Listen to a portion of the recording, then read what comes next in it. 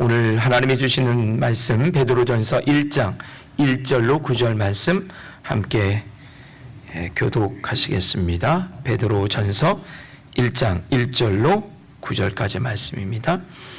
예수 그리스도의 사도 베드로는 본도, 갈라디아, 갑바도기아, 아시아와 바두니아에 흩어진 나그네 곧 하나님 아버지의 미리 아심을 따라 성령이 거룩하게 하심을 순종함과 예수 그리스도의 핏뿌림을 얻기 위하여 택하심을 받은 자들에게 편지하노니 은혜와 평강이 너희에게 더욱 많을지어다. 우리 주 예수 그리스도 아버지 하나님을 찬송하리로다. 그의 많으신 긍휼대로 예수 그리스도를 죽은 자 가운데서 부활하게 하심으로 말미암아 우리를 거듭나게 하사 산 소망이 있게 하시며 썩지 않고 더럽지 않고 쇠하지 않는 유업을 있게 하시나니 곧 너희를 위하여 하늘에 간직하신 것이라. 너희는 말세에 나타나기로 예비하신 구원을 얻기 위하여 믿음으로 말미암아 하나님의 능력으로 보호하심을 받았느니라. 그러므로 너희가 이제 여러 가지 시험으로 말미암아 잠깐 근심하게 되지 않을 수 없으나 오히려 크게 기뻐하는도다. 너희의 믿음의 확실함은 불로 연단하여도 없어질 금보다 더 귀하여 예수 그리스도께서 나타나실 때에 칭찬과 영광과 존귀를 얻게 할 것이니라. 예수를 너희가 보지 못하고 사랑한도다. 이제는 보지 못하나 믿고 말할 수 없는 영광스러운 즐거움을 기뻐하니. 같이 읽습니다. 믿음의 결국 곧 영혼의 구원을 받음이니라. 아멘. 6월 새로운 날 첫날이 시작이 되었습니다. 6월부터는요 아침에 베드로전서의 말씀을 함께 보도록 하겠습니다. 베드로전서 이어지는 베드로후서, 베드로전후서는 베드로의 서신입니다. 사도 베드로가 쓴 서신이고요. 이 서신이 쓰여진 그 기간이 조금 중요한 의미가 있는데요. AD 54년에서 68년경에 이 서신이 쓰여졌습니다. 실루아노라고 하는 사람, 우리가 보통 신라라고 우리가 이해하고 있죠. 바울과 신라가 감옥에서 찬양을 부를 때 옥이 열렸다, 이런 사건을 사도행전을 통해서 알고 있는데요. 이 실루아노, 신라입니다. 이 신라를 통해서 베드로 전후서가 기록이 되었습니다. 베드로는 이 글을 쓰는데 좀 익숙하지 않았어요. 근데 신라는 문장가였고 글을 잘 다루는 사람이었습니다. 그래서 베드로가 다양한 이야기들을 하고 편지의 마음들을 얘기하면 신라가 받아 적어서 하나의 문서로 기록한 것이 베드로 전후서다, 이렇게 볼 수 있습니다. 이 베드로 전후서 이 편지입니다. 글인데요. 이 서신의 대상은 소아시아의 북쪽 지역의 사람들입니다. 1절에 보니까 본도, 갈라디아, 갑바도기아 등등 여러 지역이 나오지 않습니까? 이 지역은 소아시아의 북쪽이에요. 지금으로 따지면 튀르키예가 옛날엔 터키라고 불렸죠. 튀르키예 지역과 시리아 북쪽 끝 지역을 말합니다. 이쪽 지역에 있는 교회들에게 베드로가 편지를 예수님의 이름으로, 하나님의 말씀으로 함께 나누고 있는 내용이에요. 자, 그렇다면 이 베드로전서 이어지는 후서가 왜 쓰여졌는가가 오늘 말씀의 핵심 포인트입니다. 왜 이 글을 썼을까? 그 목적은 바로 아까 AD 54년에서 68년경 이 말씀이 쓰여졌다 했는데, 이때는 로마의 식민지 시대로 로마의 황제, 그 유명한 폭군, 누구로 기억하시나요? 그렇죠. 네로라고 하는 황제가 로마를 지배하고 그 식민지 땅들을 다 지배하고 있을 때예요. 소아시아 지역에서 새로운 종교 운동이 일어났다라고 하는 소문이 들리기 시작합니다. 예수를 추종하는 사람들이 모여서 이들이 생겨나면서 새로운 종교 운동이 일어나기 시작했어요. 이러면서 이 로마인들이 좀 긴장하기 시작합니다. 새로운 종교 활동에 대한 기본적인 거부감이 로마인들에게 있었고요. 그들의 운동이, 그 종교 운동이 굉장히 반로마적이에요. 반로마적이에요. 그리고 예수님과 그의 제자들도 생애에 이 로마에 대한 늘 거부감이 있었어요. 예수님 종교 지도자들, 정치 지도자들, 그들이 다 로마의 권력과 붙어서 민족의 백성들을 어떻게 어렵게 하고 힘들게 하며, 그래서 그들의 불의한 모습, 그리고 순수한 하나님을 섬겨야 될 교회가, 종교 지도자들이 그들과 함께 결탁하여 우리의 종교가 하나님을 섬기는 것이 어떻게 변질되고 있음을 예수님은 늘 지적하셨어요. 그래서 율법의 순수함, 율법의 완성을 위해서 늘 그들과 이야기도 나누시고 싸우기도 하시고 반론을 제기하기도 하고 이랬습니다. 오늘 베드로 전후서를 쓰고 있는 베드로는 누구였냐면, 이스라엘에 여러 그룹들이 있는데 그 중에 열심당이라는 그룹이 있어요. 열심당은 그냥 쉽게 표현하면 로마 입장에서 보면 테러리스트 지역이에요. 우리가 한국의 옛날에 일제시대 때 보면 그 독립군들 있잖아요. 독립군들, 그들이 바로 그 당시 유대 민족에게는 열심당원이었던 거예요. 그래서 베드로는 늘 허리춤에 무엇을 차고 있었냐면 칼을 차고 있었어요. 굉장히 베드로 성격이 와일드하고 남성스럽고 그러기도 했지만 그는 열심당원으로 로마에 대한 반로마적 정서를 갖고 있었던 거죠. 어쨌든 이런 사람들이 모여서 예수라고 하는 그를 추종하고 새로운 종교를 일으키고 그런 운동을 일으키는데 이게 심상치 않은 겁니다. 특별히 그들의 종교 행위를 보면 좀 독특해요. 성찬이라는 것을 해요. 지금까지 종교 행위 중에 없었던 거예요. 아주 독특한 거예요. 그들이 모시는 추종 창시자의 피와 살을 먹는 아주 좀 이상한 그런 종교 행위를 하는 거죠. 그리고 어떤 지역과 민족과 문화에 치우치지 않는 포교 활동을 지금 하고 있는 거예요. 여러 군데를 다 돌아다니면서 새로운 종교나 사회적 활동들, 이런 것들이 이 식민사회에서 로마인들에게는 굉장히 민감한 현상들이었던 거예요. 로마는 군사적으로 전 세계를 제국을 건설했습니다. 또한 그 제국을 수백 년 동안, 수천 년 동안 이어나가기 위해서 그 식민 지역에 있는 많은 종교, 그리고 그들의 민족들을 연구하고 그들을 다스리기 시작했어요. 그래서 새로운 종교, 새로운 사상들이 나타나면 그 로마는 굉장히 예민하고 민감하게 반응할 수밖에 없습니다. 특히 예수 공동체는 굉장히 중요한 특징이 하나 있는데, 그것이 바로 뭐냐면 탈지역화예요. 탈지역화. 그러니까 지역에 머무르지 않는 거예요. 유대 땅에서 시작됐어요. 예수는 유대 사람이에요. 근데 유대를 벗어나고 있어요. 이게 아주 재밌는 현상인 거죠. 유대 사람이고 유대 땅에서 시작했고 유대 사람들이 모였다면 유대에서 그냥 종교활동하고 거기서 새로운 무브먼트, 운동을 일으키면 되잖아요. 근데 이들이 다 어디로? 유대를 다 떠나는 거예요. 그리고 다른 지역으로, 이방 땅으로 다 가는 겁니다. 거기에 막 교회를 세우는 거예요. 이상한 일이 벌어지는 거죠. 우리가 다 알다시피 그 모든 것은 그 배후에 누가 역사하고 계시다? 하나님이 좀 더 구체적으로 얘기하면 성령께서 역사하시는 거죠. 성령이 이방의 언어로, 이방의 땅으로, 이방으로 가라.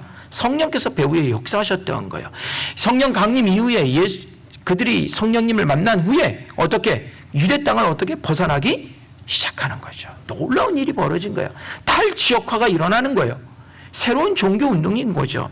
그러니 로마인들이 긴장할 수밖에 없죠. 유대 안에 머물러 있어서 자기들만의 종교를 갖고 있으면 관리하기 쉽거든요. 근데 얘들이 막 사방팔방 다 흩어지는 거예요. 관리가 쉬울까요? 어려울까요?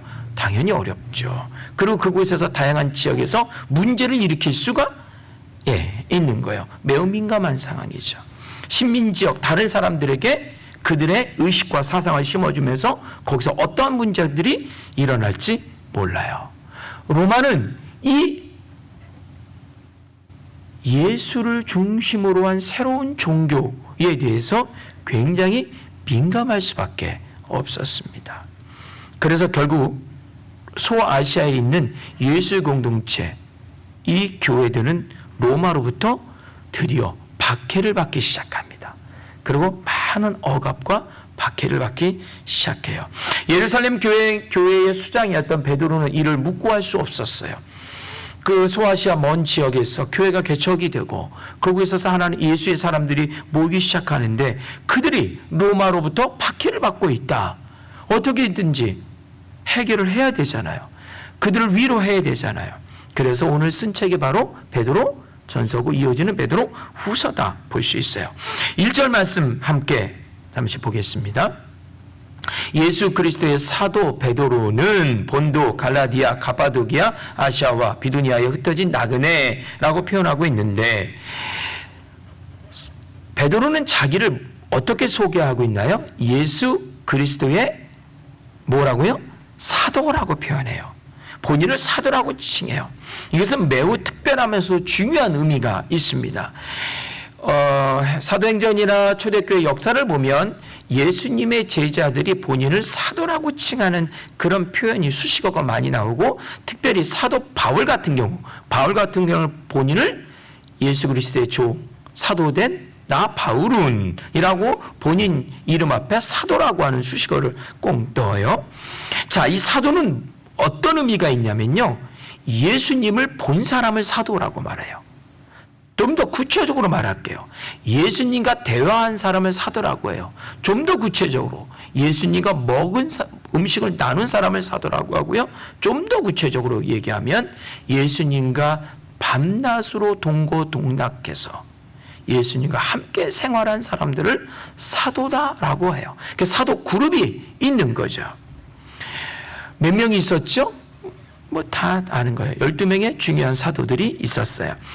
지금처럼 우리가 책이나 아니면 동영상, 유튜브 이런 것을 통해서 예수님의 모습, 음성, 그가 행한 거, 예수님이 지금 웃고 있는 거, 누구랑 식사하고 있는 거 이런 것들을 간접적으로 직접적으로 볼 수 있는 상황이 아닌 거예요. 예수님이 이미 어떻게 되셨어요?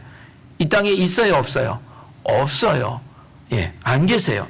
예수를 보고 알고 있는 자만이 예수를 전할 수 있는 이 상황이었다라고 하는 거예요. 예수님에 대한 책이 있었어요, 없었어요? 단 한 줄도 없었어요. 예수님을 소개하고 예수님이 복음서에 나온 다양한 사건과 사람을 살리고 병 고치고 하늘의 비 크고 비밀한 일들을 비유를 통해서 말씀하시고 이 모든 것들이 단 한 줄도 책으로 기록된 게 없다. 그렇다면 예수님을 알 수 있는 방법은 무엇이다? 그렇죠. 예수님을 가장 지근거리에서 알고 대화하고 기억하고 있는 그들이 누구? 사도들. 그들의 머릿속에 누가 있어요? 예수님이 있는 거예요. 그래서 사도는 매우 중요한 거예요. 예수님을 정확하게 알고 있기 때문에 예수님의 상황을 알고 있기 때문에 사도는 중요한 거예요. 그래서 사도된 나는 베드로는 이렇게 말하는 순간 그 말이 곧 누구의 말이 되는 거예요? 그렇죠. 예수님의 말이 되는 거예요. 그래서 거짓 사도들이 많았죠. 굉장히 중요한 겁니다. 그래서 사도의 표현이라는 것은 굉장히 권위적인 표현입니다. 권위적인 표현. 근데 이 권위가 어떤 의미냐면 계급적 권위가 아니라 정확성의 권위입니다. 예수님을 아는 정확성의 권위. 그래서 사도는 그들에게 자연스럽게 권위가 주어지는 거예요. 내가 사도야.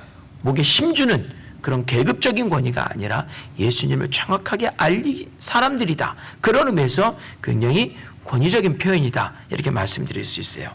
2절 말씀 계속 이어서 한번 보겠습니다. 2절 말씀 같이 읽습니다. 곧 하나님 아버지의 미리 하심을 따라 성령이 거룩하게 하심으로 순종함과 예수 그리스도의 핏부림을 얻기 위하여 택하심을 받은 자들에게 편지하노니 은혜와 평강이 너희에게 더욱 많을지다. 자, 글을 쓰고 있는 사람은 베드로고요. 글을 받고 있는 사람들이 오늘 바로 2절이에요. 물론 1절에 각 지역에 어떤 사람들이 나오지만 구체적으로 얘기합니다. 어떤 사람이냐면 그들에게 먼저 예수 그리스도의 하나님의 은혜와 평강으로 그들에게 인사를 하고요. 그들을 어떻게 표현하냐면 예수 그리스도의 핏부림을 얻기 위하여 택하심을 받은 자들이다 라고 표현을 하고 있어요. 이것은 바로 뭐냐면 박해 현장 속에서 예수 그리스도를 중심으로 모인 자들, 이들의 결속력을 위한 표현이라고 하는 거예요. 그러니까 너희들 그냥 불특정 다수 중에 하나야가 아니라 예수 그리스도의 피로 택하심을 입은 자들에게 내가 지금 편지한다라고 하는 거예요. 근데 그들이 지금 예수 그리스도의 피뿌림 때문에 무엇을 당하고 있다? 박해를 당하고 있다. 박해 현장 속에서 예수 그리스도의 이름으로 모인 자들, 그들을 어떻게 위로하고 그들의 결속력을 위해서 쓴 표현이다 라고 말하는 거예요. 택함 받았다. 무엇으로 택함 받았습니까? 거룩한 성령의 능력으로, 그리고 그리스도의 부활로, 그리스도의 보혈로 택함을 받은 자들에게 지금 나 사도된 베드로가 택함 받은 그 택함으로 인하여 예수의 피뿌림 때문에 박해받고 있는 사람들에게 지금 편지한다 라고 하는 그런 내용입니다. 그러면 어떤 편지를 쓰느냐, 이게 중요하지 않습니까? 3절 말씀 한 번 더 볼까요? 우리 주 예수 그리스도 아버지 하나님을 찬송하리로다. 그의 많으신 국률대로 예수 그리스도를 죽은 자 가운데서 부활하게 하심으로 말미암아 우리를 거듭나게 하사 무엇이 있게 하시며 산 소망이 있게 하시며, 그들에게 편지하는데 그 편지의 핵심이 뭐냐면 산 소망의 주인공입니다 당신들은 이라고 하는 표현입니다. 예수 그리스도의 죽음과 부활로 십자가의 죽음은 더 이상 절망이 아니라, 죽은 소망이 아니라 그의 죽음으로 인한 새로운 부활로 새로운 소망을 얻었다. 새로운 세계가 열렸다라고 하는 산 소망의 아주 독특한 표현인 예수의 부활을 전제로 하고 있다는 거예요. 새로운 소망은 부활이 있어야 가능하다. 이것을 말하는 거예요. 부활이 없으면 우리의 소망은 어떤 것이다? 그렇죠. 죽은 소망이다. 절망의 소망이다. 이것을 말하고 있는 거예요. 그렇기 때문에 너희들이 지금 신앙의 박해를 받고 있는 것은 산 소망을 품었기 때문이야.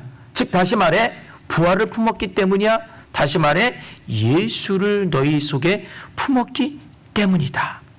그러나 로마는, 유대의 전통은 예수를 인정한다, 인정하지 않는다? 인정하지 않는다. 예수님의 부활을 인정한다, 안 한다? 인정하지 않는다. 그러니까 부활을 주장하면 주장할수록 너희들 마음속에, 그 마음 심지 깊은 곳에 예수 그리스도를 더 깊이 마음에 담으면 담을수록 박해는 어떻게 될 것이다? 더 심해질 것이다. 굉장히 역설적인 표현인 거죠.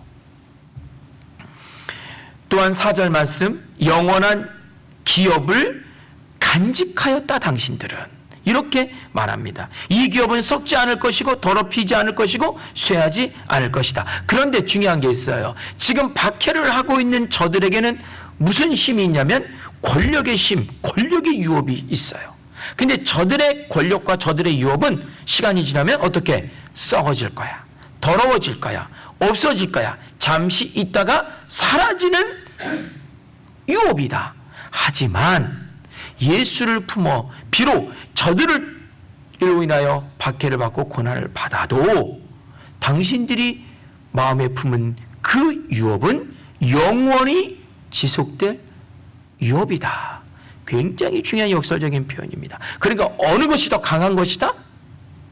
박해를 하고 있는 자들이 기업이 강하다? 박해를 받고 있는 우리의 기업이 더 강하다? 박해를 받고 있는 우리의 기업이 더 강하다. 그러니 인내하고 이겨내십시오 라는 격려의 말씀인 겁니다. 5절 말씀 굉장히 중요합니다. 함께 보겠습니다. 너희는 말세에 나타나기로 예비하신 구원을 얻기 위하여 무엇으로 말미암아? 믿음으로 말미암아 하나님의 능력으로 보호하심을 받았느니라. 우리가 박해가 시험 가운데 다양한 것들이 있어요. 하지만 그 모든 것들은 하나님의 능력으로 보호받기 위한 현상일 뿐이다. 그리고 이 모든 것이 가능한 것은 바로 믿음이다. 믿음만 가지고 이 모든 것이 가능하다. 잠깐 여러 가지 시험으로 근심할지라도 오히려 믿음으로 승리할 수 있어서 우리는 기뻐한다라고 사도 베드로는 박해받고 있는 교회의 현장 가운데 말씀으로 위로하고 있는 것입니다. 이 흔들리지 않는 견고한 믿음은 결국 주님의 칭찬, 주님의 영광, 주님의 존귀를 얻는 가장 핵심적인 신앙의 본질인 것을 말씀을 통해서 우리에게 알려주고 계신 겁니다.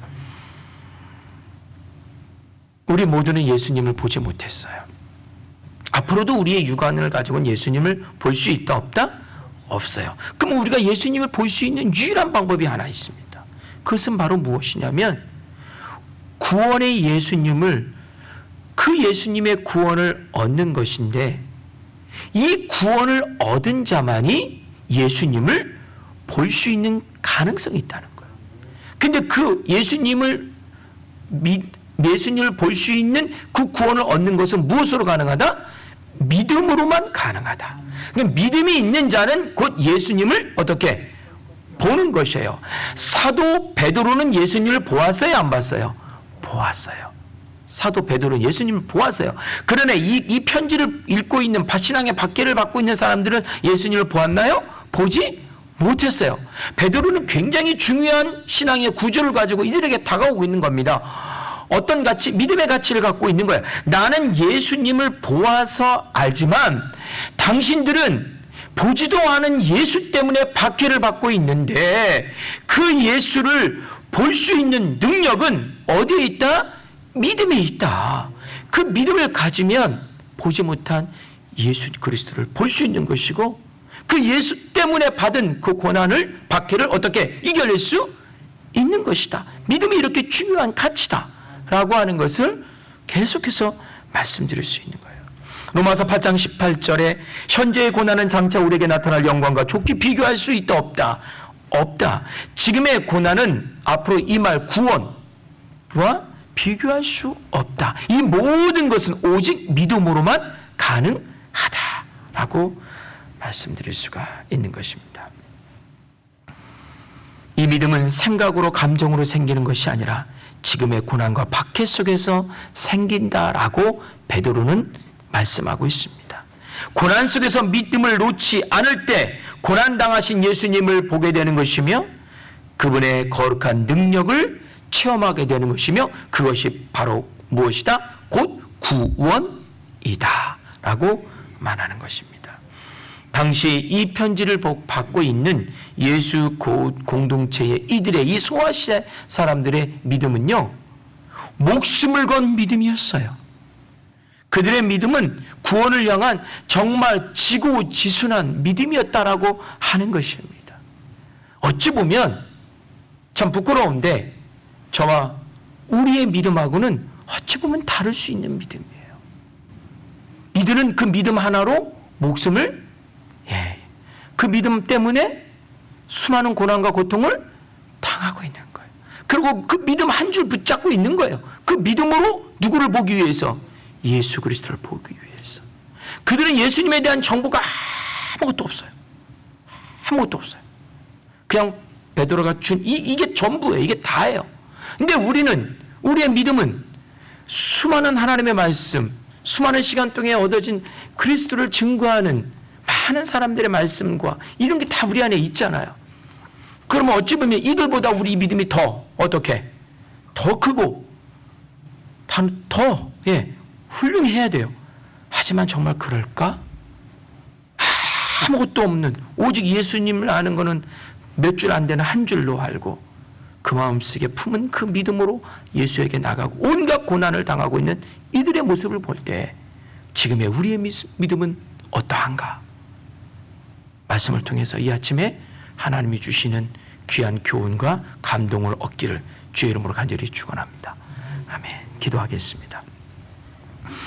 그렇습니다. 주님, 오직 믿음으로 우리는 주님을 볼 수 있습니다. 믿음이라고 하는 것은 예수님을 보는 유일한 통로입니다. 예수님을 아는 유일한 통로입니다. 믿음이 없으면 그냥 들리는 소리에 불과합니다. 아무 의미도 없습니다.